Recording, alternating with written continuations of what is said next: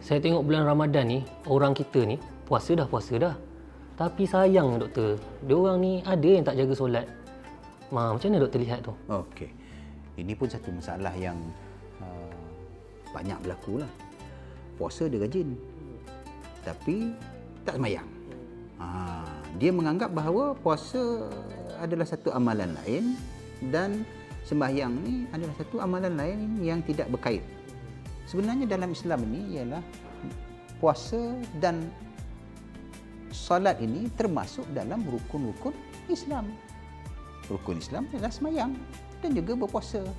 Jadi, apakah faedahnya sekiranya satu tiang ini tidak dijaga dan satu tiang lagi kita jaga sepenuhnya, sedangkan Islam ini mengatakan bahawa sembahyang ini boleh mencegah daripada melakukan kemungkaran.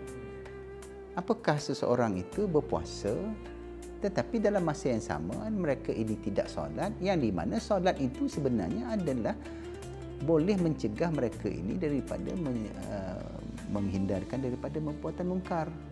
Jadi, adakah mereka dapat pahala puasa? Yes, mereka dapat pahala puasa. Tetapi dosa meninggalkan solat ini tidak dapat diangkat dengan berpuasa tadi. Jadi, berpuasa bolehlah dapat pahala puasa, tetapi amalan solat tadi hendaklah seperti mana yang kita faham bahawa dosa meninggalkan solat dan juga perlu qada lah untuk meninggalkan solat tadi.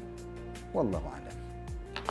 Baik tuan-tuan, sayanglah kalau kita dah puasa penuh tapi kita tak solat.